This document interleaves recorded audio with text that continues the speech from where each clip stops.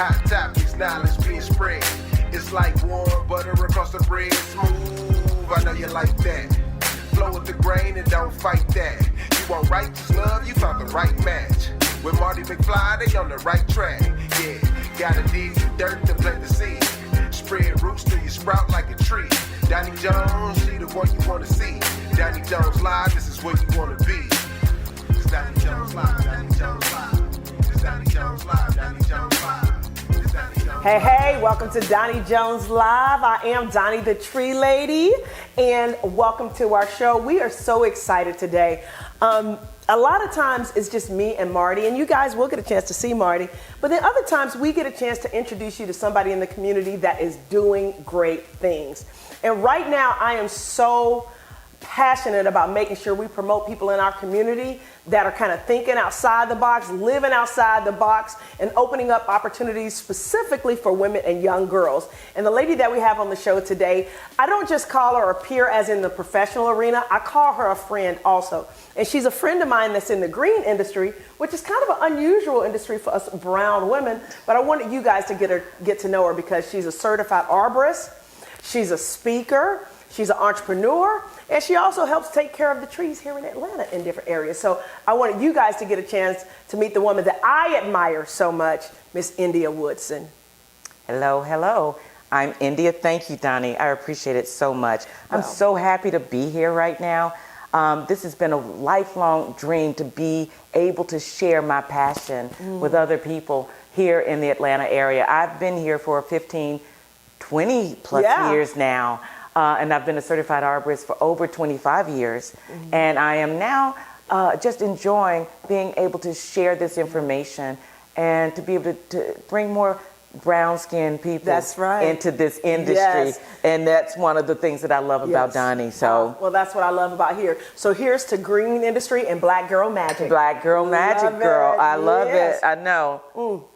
Well, to get things started, for people that don't know you and know your story, how did you get into the green industry? And guys, when we talk about the green industry, we're talking about anything dealing with tree care, plant health care, even landscaping in certain arenas.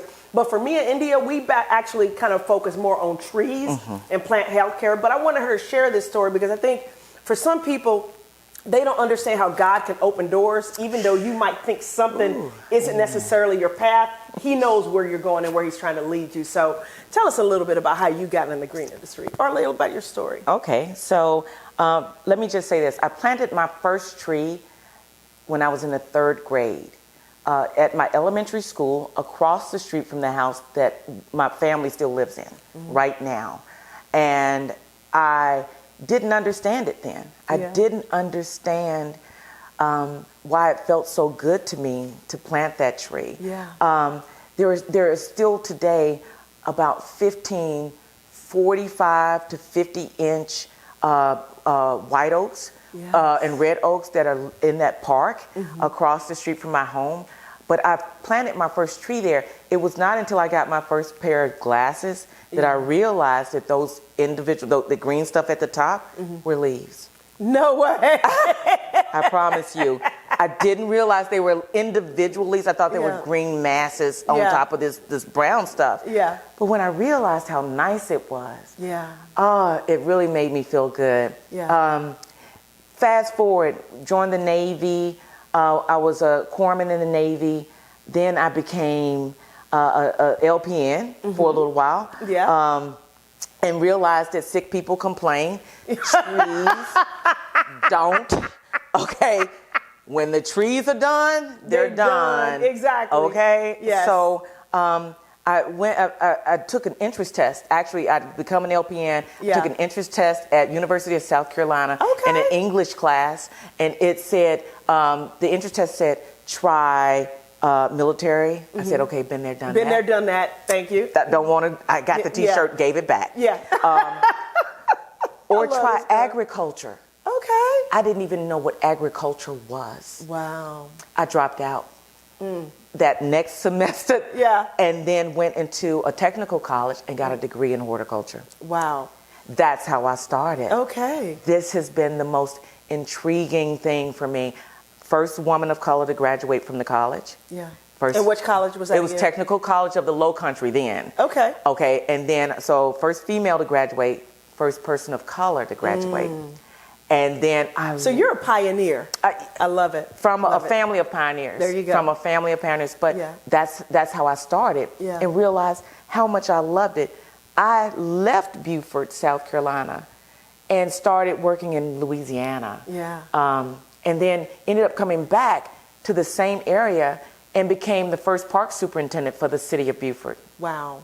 Wow. And their first arborist. Certified arborist. Yes. And did their first. And that's important, guys. Yes. I want to pause right there. Yeah. There are a lot of people out there in the streets right now that are calling themselves arborists. Yeah. And that's great because we do need more people in the industry. But a certified arborist has actually got certification from the International Society of Arboriculture Yeah.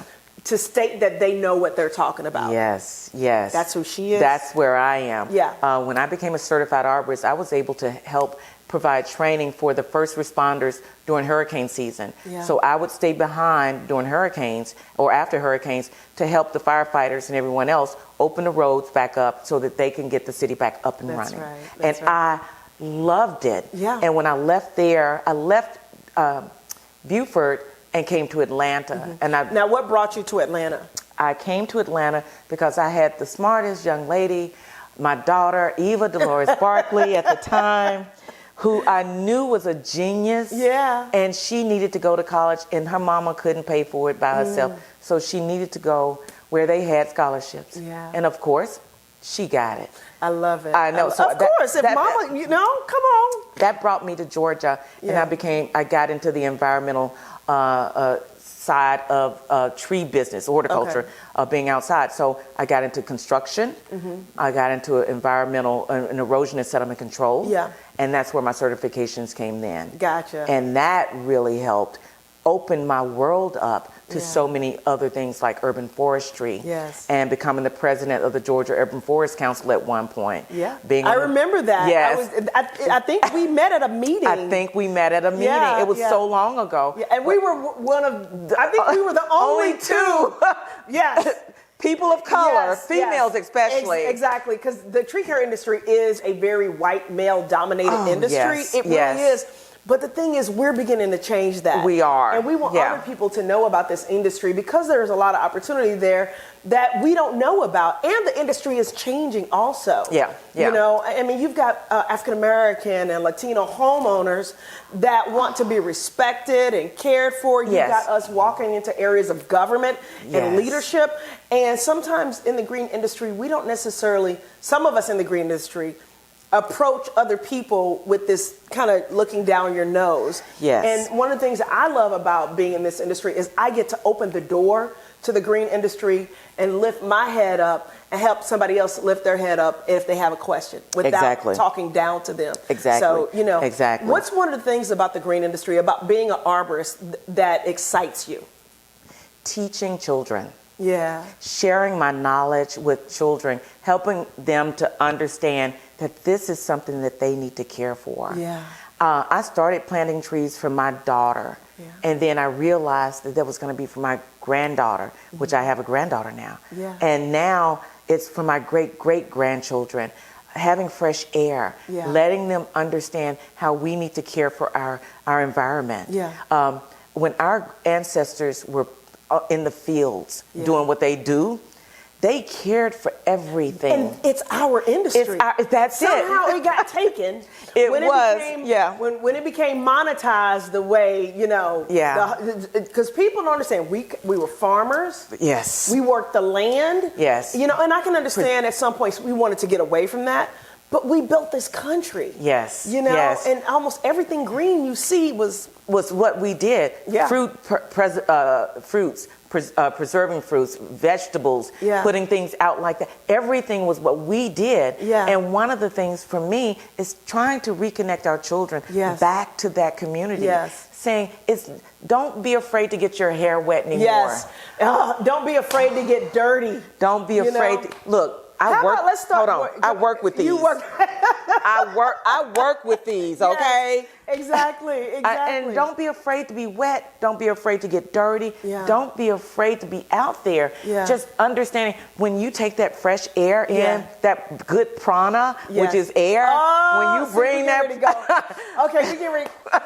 when you pull that prana in, Yes. baby, Come on. it is the best thing. And explain for prana, because I'm over here excited. 'Cause I do a lot of Eastern stuff, you know. Prana, and just yes. the life force of air. Yes. Prana. And Yes. when you are in nature Yeah. and you enjoy, you go,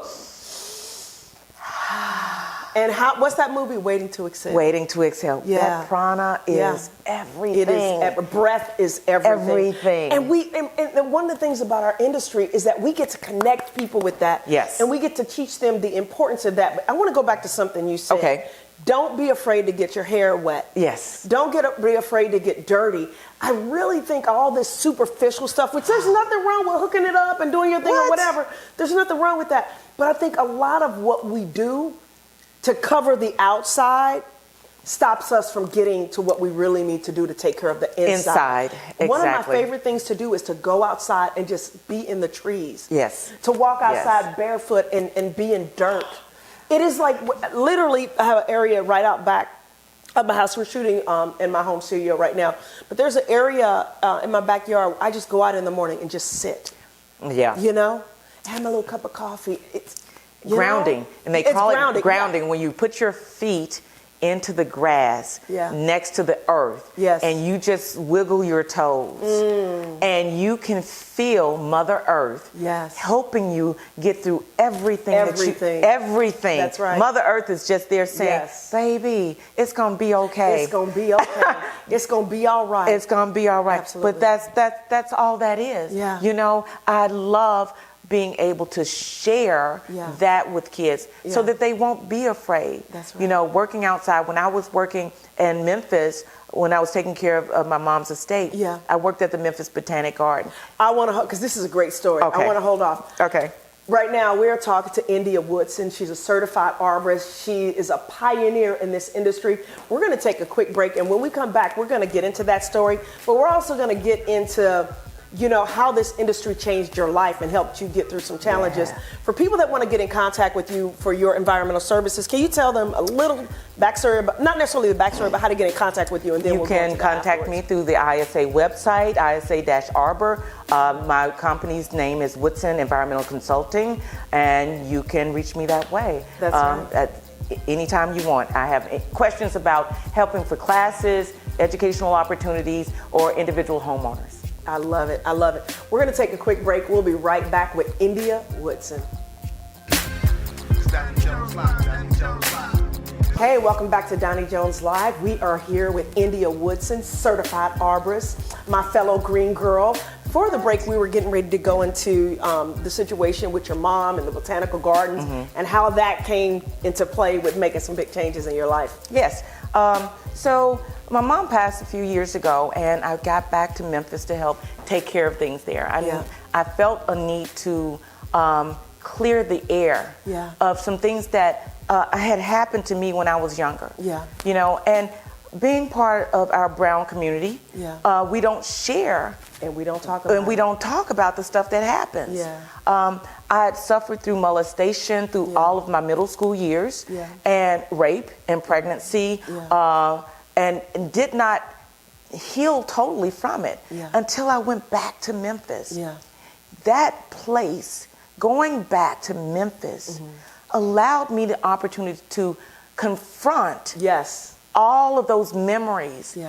to put them to rest. Yeah. And working at the Botanic Garden, the Memphis Botanic Garden, I worked in the Children's Garden, helped me to be alive right now. Yeah. Again, not physically, but mentally Yes, and mentally. spiritually. I was able to heal. Yeah. Being out in nature. Being out in nature Yeah. on a daily basis, 8 Yeah. hours a day. I don't care if it Sunshine, was sunshine, fresh air. rain, whatever. I don't care if it was freezing cold, if I was on my knees for 6 hours planting Yeah. bulbs, it didn't matter. Yes. That was part of the healing process for I think me. it is very healing to see something, put something in the ground and to watch it become something beautiful. Yes. Because a lot of times we can be in a dark place. That dark place can sometimes be right where we need to be. Yes. In order for us to transcend and become something bigger and better. Yes. It may have been an ugly situation. Like for me, I went through the same thing. I was raped and did not have the opportunity or the ability. I had the opportunity, but did not have the ability to tell my mom about it. Yes. Because when I did go try to tell her about it, it was like this wall went up. Yeah. And she knew what I was coming to tell her. Yeah. It was like I was trying to get it out that this boy that she, actually was the guy that she actually preferred that I hang out with. Yeah. Than the young man that I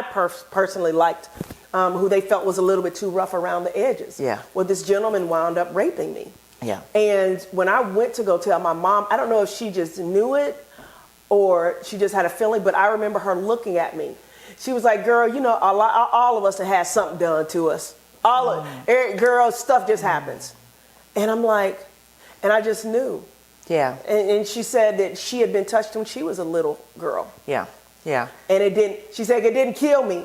And I'm like, wow. I just knew right then and there that I couldn't talk to her. Yeah.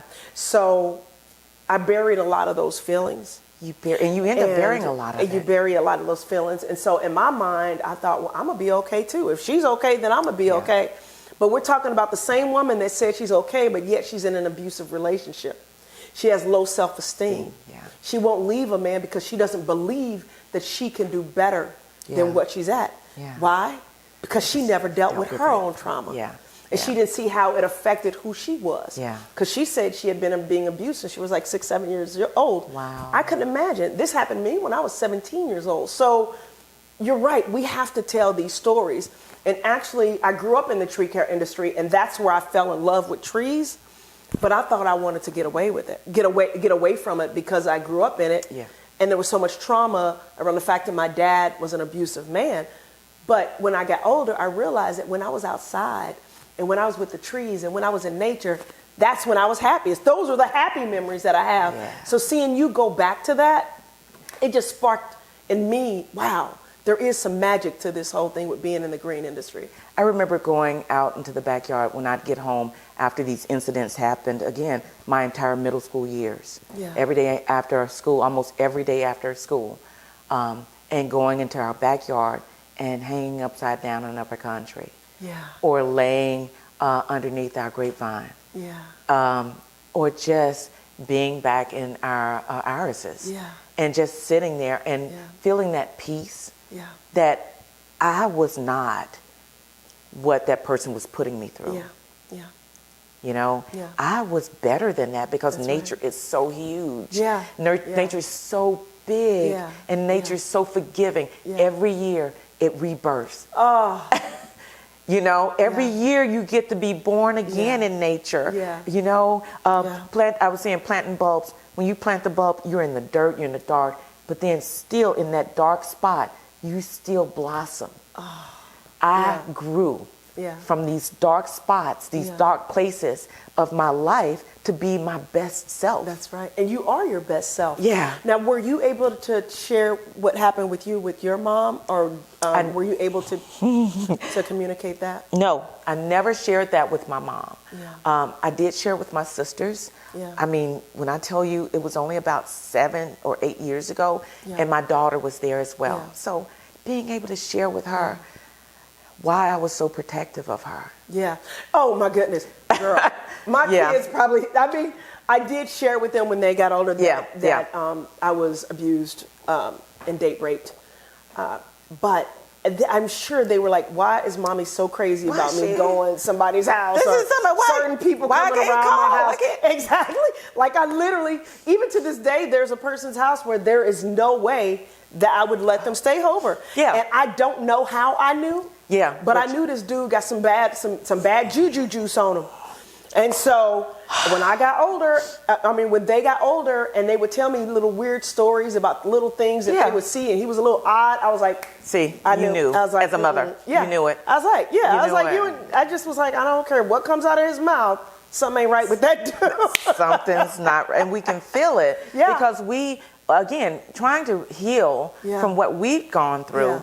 you can, it's almost like Oh you can my see the gosh. spotlight on all of that weird Yeah. stuff. And not being afraid to share that with Yeah. our daughters Yes. now, or our sons. Our sons, 'cause I see, and I boys have get to say that. abused, yeah. I have to say our sons as well, Yeah. because our sons are being abused just That's as much right. as our daughters are being That's right. abused. They say 3 in 5, I think it's 3 in 5 women and 1 in 5 boys. Are being abused. Yeah. And so we just have to make sure that we identify it and not be afraid to talk about it. Yeah. Yeah. And having it open, honest dialogues Yeah. with our children. What advice would you give to somebody that's watching this right now that, you know, because you and I have done some healing. You've done a lot of Yeah. healing. I've done a lot of healing. And I will say this before I get your advice. I became very transparent and very honest about the abuse that happened to me, about the physical abuse from my dad being physically abusive and beating and everything. And I will tell you this, there were people in my family that did not like the fact that I talked about it. You may have to go through the uncomfortableness of having people not like that you're talking about it. But if we don't start talking about it, we can't heal from it. Yeah. And so that's my little 2 cents. But I want to hear, what advice would you give to somebody that might be at our age or 30, 40, 50 years old that are still dealing with the trauma and haven't got it out yet? You know, and I'm going to say this. As I was in Memphis trying to go through my healing, and I was going through quite a bit, I was depressed. I started taking depression medicine. And one of my sisters said to me, you should be over that by now. And I don't think she understood how much that hurt. Of course, yeah. That you never get over, you work through it. Oh, yeah, you work through it. You never get over it. Yeah, yeah. You never get over that pain that you feel. It's a violation. That violation, how you feel physically, mentally, and all of those things.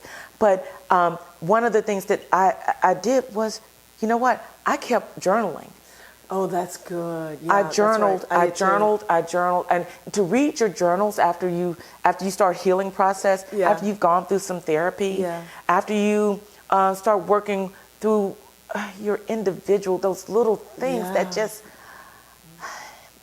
it can be overwhelming at times. Yeah, but you know, while you were talking, it just popped in my head, going back to the green industry and why you like it, and being natural and being yourself and being out there in nature. Getting your hair wet, getting your nails dirty or whatever. It just hit me. A lot of us are covering. Yes. We're covering. And I'm not, there's nothing wrong with you wear your hair out however you want to wear it. But a lot of times the hair and the makeup and the overdoing it and the cinched up waist and I got to have the boobs up here and I got to do, I got to get some stuff. We are covering pain. Yeah, yeah. And I'm telling you, no amount of makeup, no amount of weaves, no amount of nails. Injections, no amount of nails is going to heal you from that pain. You might get a temporary fix by looking in the mirror going, ooh, I look good. But do you believe that you look good on the inside? Do you feel good on the inside? Because that dopamine shot that lasts for a hot minute right after you come from the salon does not last. And we get into negative relationships or negative situations trying to heal something that we don't even that we haven't dealt with already. Yeah. And so let me just say this: part of the last part of my healing process in Memphis was to go through this abusive attack. Yes, that happened to me. Are you comfortable talking about that? I'm very comfortable talking about it. Okay. I had a person that was helping me fix the house. Yeah. You know, and I had been intimate with him. Yeah. You know, but he was not the person that I wanted to be with in a relationship. Yeah. So me telling him, I don't want to be with you in a relationship was not enough. Yeah. He thought that he needed to come in and force me to be in his life. Yeah. He broke into my house. He pulled the air conditioner unit out of my bedroom window, chased me through my house, put me on the couch and choked me and beat me until I could get away from him. And I tell you, if it were not for my mother making my phone ring, and my mother is gone, y'all, but my phone rang and he reached for that phone and I was able to put my foot between his legs long enough to put him off of me and get a bat and wear him out in the back of his head until the police came. Yeah. But that was, to me, was the best healing moment. I fought for the first time. You're gonna make me cry. That was the thing. When I was younger, I didn't feel like I had the ability to fight them off. Yeah. I didn't have a recourse. Yeah. I had to take it because they were thinking, I'm going to kill your mama, I'm going to kill all your family, I'm going to do all this. And so I didn't do anything. Yeah. This time I fought. Yeah. It felt so empowering. It feels so good to fight. It feels so good to fight. I felt so empowered to fight back. And I mean, I fought with everything I had. I fought. I beat that son of a gun with that bat that my mama had left in the hallway. I beat him in the back of his head, and then I put that small end of the bat to places where I don't even want to talk about until he could no longer hold me down, and I was able to get out of that house. Wow. Okay. On that note, we're going to take a quick break, and we're going to come right back with India Woodson because there is power in fighting back. There is. I'm going to leave it right there because I think we need to clarify that. But you're listening to Donnie Jones Live. I'm here with India Woodson, and we'll be right back.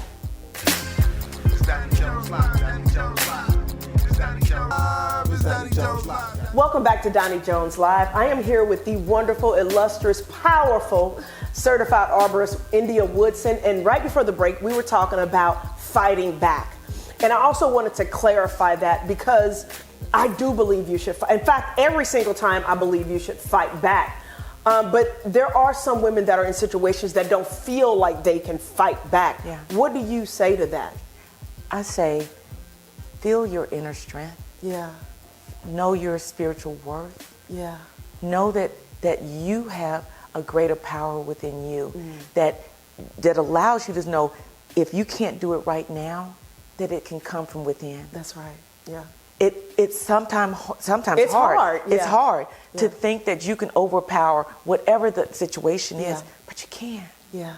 You can. And a lot of times what we don't know about abusers is they can be violent and horrible and stuff like that, but as soon as you fight back, it throws them off guard. Yes. You know what I mean? Now, you do got the crazy ones. Tyler Perry talks about the crazy ones that say, I'll kill you, and they really mean it. Yeah.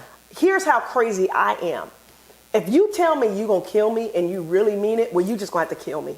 Yeah. That's where I'm at. And guess what? It very rarely ever comes to that. Now, it has, because we have to admit that there are women that have lost their lives fighting back. But more often than not, from the research that I've done, when you fight back, I had to do it with my own father. And I've talked about this story, and we're here to talk about you, but I will say this. When I was 15, 16 years old, he went to go grab a vacuum cleaner to beat me with it. He would grab me. My dad was one of those dudes. He just grabbed anything, just beat you with it, you know. His preference was either a belt or his fist. But this day he was getting ready to grab a vacuum cleaner to hit me. And I jumped up in the middle of the bed, and I was like, if you hit me with that, I will kill you. I was like, if you hit me again, I will kill you. I will kill you. And that was the last time he put his hands on me. Yeah. And the thing is, that power that you feel. Yeah. Like, it was like this peace came over me. At first, I was like trembling inside. Like, it was like this energy that I can't even explain. But I just felt empowered. Yes. And when he left, I felt a sense of peace that I'd never felt before in that house. And I don't know how I knew, but I knew that would be the last time he'd ever put his hands on me. And it was the last time he ever put his hands on me. But going back to your story, you talk about how you got into a situation over in one of the communities here in Atlanta. And because of what you went through, it actually turned into being a blessing for other people. Can you talk a little bit about that? I hope this is what we're talking about. Yeah. Right before the break. Yeah. Yeah, right.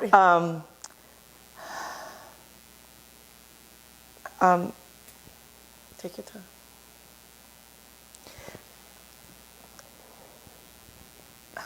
I don't know. I can't tell you right now. That's okay. Hold on. So there are a lot of things that, I have been given so many opportunities to help people to understand that there are so many, you've got purpose. And I didn't know that this was my purpose, even though my last name is Woodson. Think about this.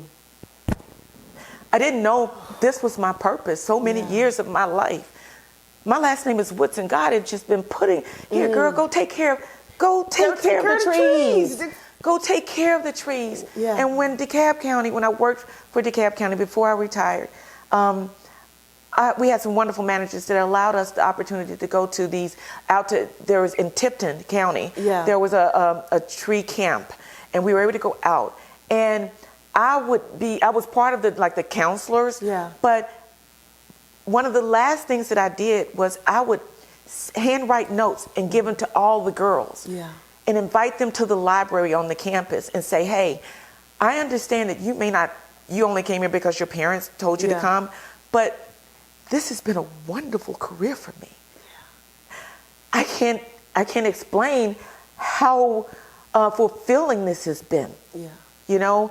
And they would come and I'd teach them how to research scholarships in the library from single family parents and single family homes, and for older students and all these other things, and just how they could get money to go to school. And don't think that you just have to be an extension agent, which is nothing wrong with an extension agent. There's nothing wrong with being an extension agent. But the money is so good out here. Yeah, it is. I try to explain that to people.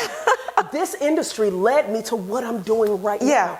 This industry helped heal me from trauma, you know? And it heals you from the being in that rut of the financial part of your life, where people are in the same thing. They don't know how to grow. They don't know how to make additional money. They don't understand you can make more. You're worth more.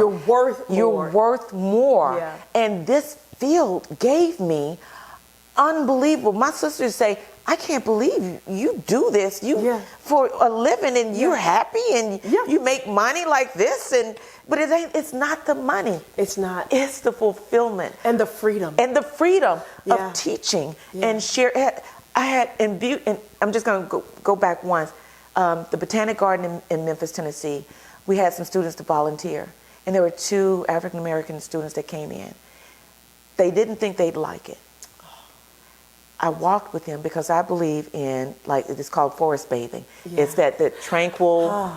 They do that in Asia. In Asia, it's called Shinrin Yoku. Girl, this woman.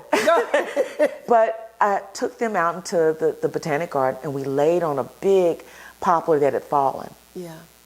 And I told them, let's just climb up on the trunk, lay down. I said, just listen, close your eyes and listen. And they said, I never heard this before.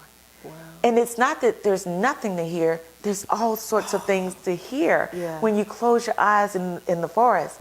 But one of the girls picked up a frog for the first time in her life. Yeah. And they enjoyed nature. Yes. Nature is so healing. I know. And not only that, the ideas that come to you. Yes. The ideas that come to you when you're in nature. Yeah. You know, the air is cleaner. It's just, and I just feel like there's such an opportunity, not only career-wise, but an opportunity for healing, which is why I wanted you to come on the show. Yeah. And I know that, you know, my first thing was, are we only going to talk about the trees and the fact that you can build a career? I knew that this wasn't what this was about. No, that's not why you and not. I met. No. There's a lot of our women that are hurting. And I'm just going to put it out there real quick. And I don't know if this is going to come to, yes, I do know it's going to come to fruition. Own it. I'm just saying. I believe that we need to put a retreat together for women or young girls where they can experience nature. You know, we'll do a little spa stuff. Yeah. But we're going to go outside, dig in the dirt, walk amongst the trees, and experience. We've got to do something. We can talk about it a little bit off camera, but I want to be able to do that with you. I know that we will. Because I think that our love for this industry is so deep, not just because of the healing, not just because of the money, but it's a spiritual thing also. It really is. I cannot tell you how many times I've went outside just looked up, you know? Have you ever, I used to work in Beaufort, South Carolina, and I worked on Defusky Island. On just off one of the islands off of Hilton Head. Yeah. And I have to drive 45 minutes to Hilton Head and then get on a boat. And then it's a 45-minute boat ride to Defusky Island. Okay. Just to work. Okay. Right. Okay. It has the largest stand of live oaks. We need to go there. And this is all I can say. The first time I saw it, it looked like, quite literally, Mother Earth was reaching up out of the earth with both of her hands and just saying, all the trees just saying, welcome home, baby. Yeah. I love that island. Yeah. We really need to do it. We are going to do it. We are going to do it. But that island Yeah. made me appreciate live oaks because of their longevity. Yeah. And because of their strength. Yeah. And it really did make me think about Mother Earth and how she's helping to heal us. That's right. Yeah. Giving us our strength. But there's also healing in seeing how a tree's organism, as a tree, Yes. teaches us lessons about life. For example, and I heard Tyler Perry talk about this, you know, life or people in your life are kind of like trees. You have people that are like the leaf. They're only going to be around for a season. You know what I mean? Yeah. You have other people that are like the branches. You know, they're going to be around for a bit, but you can't put too much pressure on them because they might break. Yeah. Meaning they won't necessarily be there for you. Yeah. You know what I mean? And then you have other people that are like those roots. And those roots, they keep you grounded. They feed you. They help give you life. Yeah. And I'm telling you, that's how people are. And I think if people start understanding that there are going to be people in your life that are like a season, Yeah. don't get disappointed when they fall away. Yeah. They're supposed to do that. You know, there's sometimes, y'all know how Mama said, there's sometimey people. That's Yeah. what sometimey people Yeah. do. You Yeah. know, people that break off and don't be with you and stick with you through pressure situation, that's okay. Yeah. They weren't supposed to. Yeah. But those people that are like your roots, you got to take care of them. Exactly. You know. So, but anyway, that just made me think. No, but you know, just being in that environment, I'll tell you, I saw some of the most beautiful the showers. Yeah. You know, when the star showers, when we're on the boat going over from Hilton Head Yeah. to Tufusky Island, and you're Yeah. sitting on the back of this boat, it's cold, and you're looking at, and it's so dark. Yeah. And all you can do is appreciate. Yeah. And these people go there every day to work. It was just, I wanted the learning experience Yes. of being there, but I learned so much more Yeah. about me Yeah. by working there. Yes, You yes. know, that island itself is magical. Yeah, but think about this. Think about how many other hidden gems there are out there in Yeah. the world Yeah. that we don't even know Yeah. about, especially as African Americans. Yeah. We don't experience that Yeah. stuff, you Yeah. know, and I just think that it's great that we get a chance to open people's eyes to this, Yeah. you know. Once again, tell people how they can get in contact with you. And then in our next segment, I do want to talk a little bit more specifically about what you do, because we are here because she is a certified arborist, and we're going to answer some questions about trees If you when she have comes any, back. if you have any information about my business, you can reach me on the ISA-Arbor website. My company name is Woodson Environmental Consulting, and you can reach me that way, india.woodson@gmail.com. Awesome. Do you do any social media or anything like that? Not right now. I'm Okay. just, It's a hold little- on. It's a little crazy. It's a little, I'm starting, okay? Give me some minutes now. Give me some minutes. Well, let me rephrase that. She is on social media, but we're not doing her We're not business. dealing- yeah. Yeah. I am the tree chick. That's right. I'm the She tree sure chick. is. She's the tree lady. That's right. So that's right. I'm the tree chick. So And I'm the yeah. tree lady. Yeah, You know, so if you want to know something about your trees, get in touch. Get in touch with us. By We got the way, I haven't even said how people get in touch with us.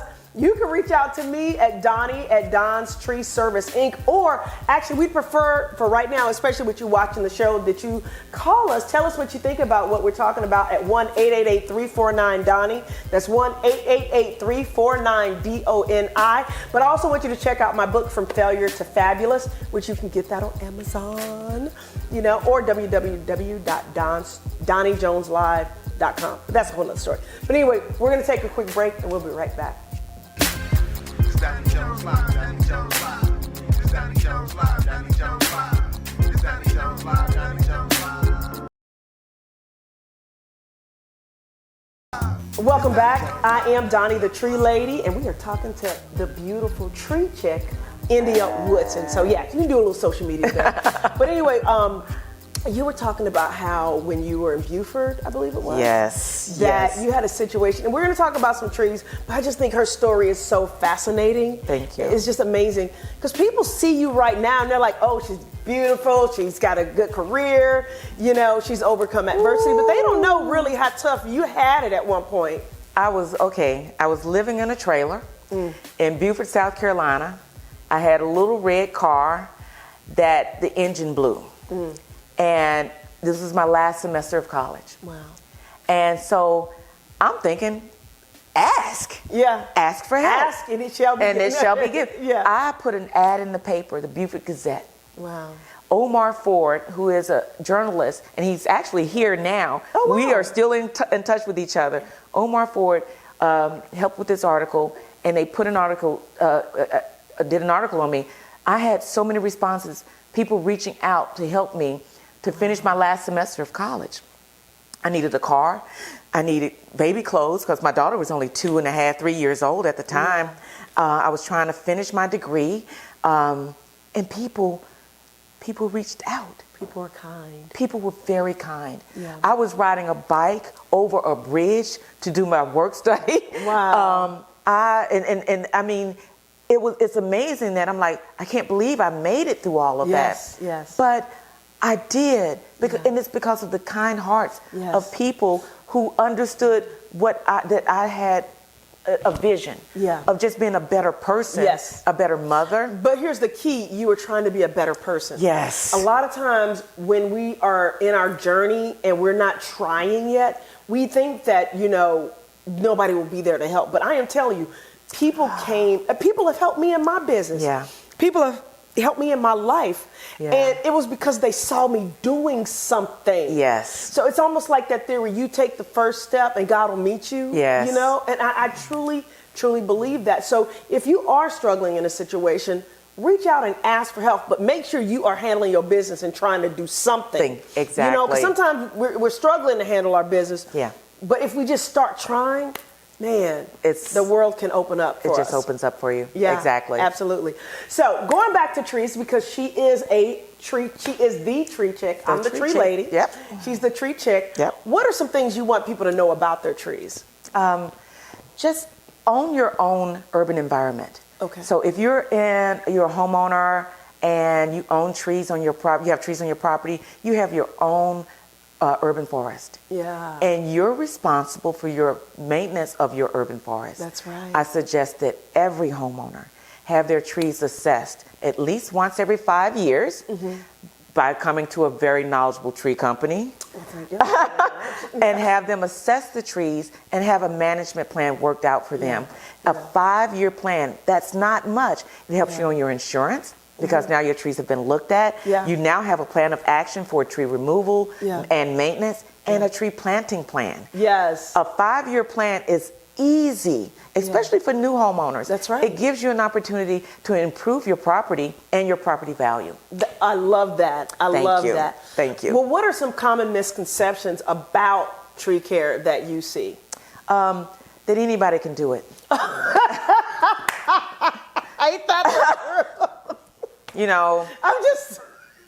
I'm just gonna say, just because Joe and Bob and Jane have a chainsaw and they have matching white T-shirts on in the pickup truck with the handwritten note on the side, doesn't mean that they know what they're doing. Nor are they covered with insurance. That's right. You have to make sure that you're protecting your investment. That's right. Which is your property. That's right. If they don't have insurance, you know what? Don't let them come near your property. Please. That's right.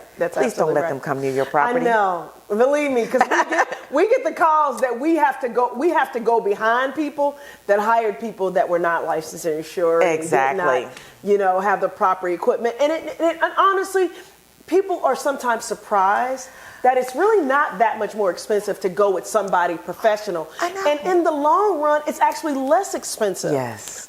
Today we're actually doing a job. But for those of you that don't know, I'm Doni the Tree Lady, which we just talked about that. But I own a tree care company here in the Atlanta area, Don's Tree Service. So if you need tree work, www.donstree.com or 770-413-8733. That's 770-413-8733. But going back to that, a lot of times, if you got to go back, or a tree service has to go, a professional tree care company has to go back behind work that was unprofessional, you wind up spending more money. So it's best to just go with a professional company in the first place. Yeah. You know, it really is. It really is. And you also have to look at the fact that most municipalities now require permits for tree removal. Yeah.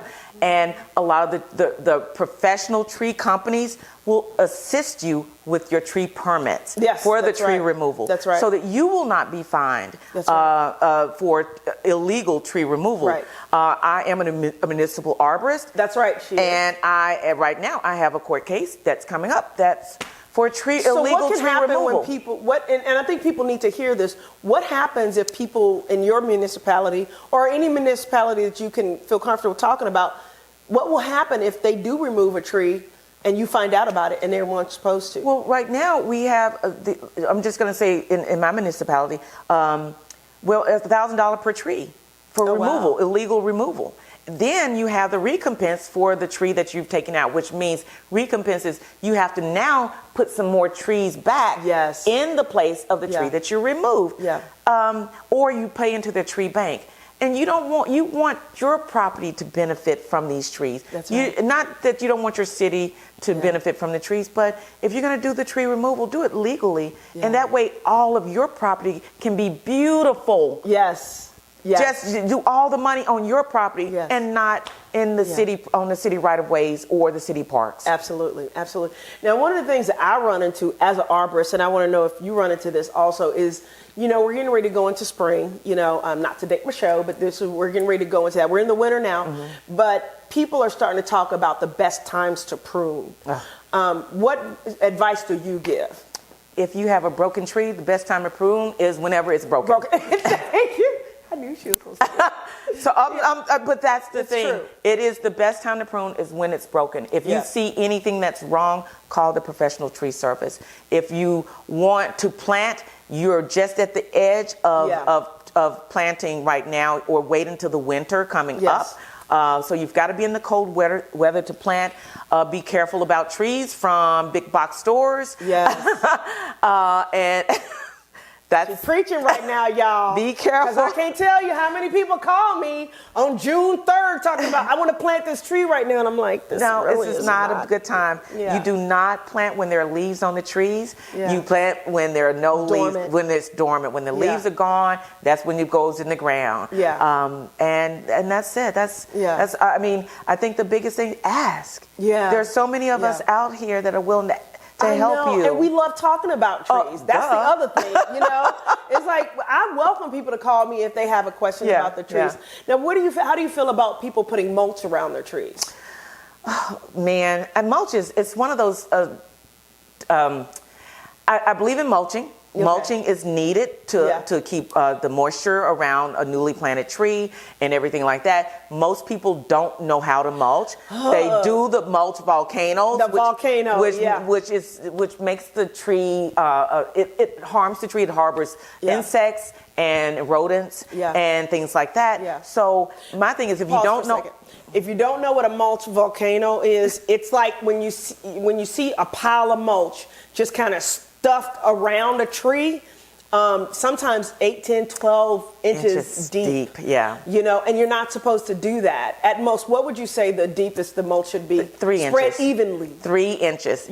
3 inches, definitely, but not even around the base of the tree. Yes, exactly. And you need to be able to see the entire flare of the tree. So the tree comes down and it goes out a little bit like this. So you need to see all of the bottom of that tree. So bring the mulch out from that, and then 3 inches of mulch beyond that, up to 4 or 5 feet. It depends on how big the tree is. And then just keep it once a year. 4 or 5 feet out or 4 or 5 feet around. It helps to maintain the moisture. And I'm glad you said that, because I remember sitting in a conference, and this is going back to, I'm sitting there, I'm the only African American in the conference, and I hear them say something that I totally don't agree with. And they're like, you know, when you mulch your trees, you can mulch it up to 6 inches. And I'm like, that's just not true. I was like, if you think about 6 inches of mulch, that's a lot. That's a lot, you know? And then just put around the base of the tree, and I'm like, like literally, I'm sitting in this conference, like, this isn't true. This just is not true. No, yeah. One of the things that I can say. They didn't look like us. One of the things I can say, Donnie, is this. He was a good old boy that grew up in the tree care industry. All right. Did they have a hat on? I think he had a hat on. See, we are wrong for this because I'm just saying. We're just saying, though. But it is very hard when we have practical experience. Yeah. When there are a lot of people who have academia under their belt and no practical experience. Practical experience. Well, it's like there's nothing wrong with academia. There's nothing wrong with, well, it's the same thing. I work a lot in the city of Atlanta with builders, and they'll call me out to, look at a massive oak tree.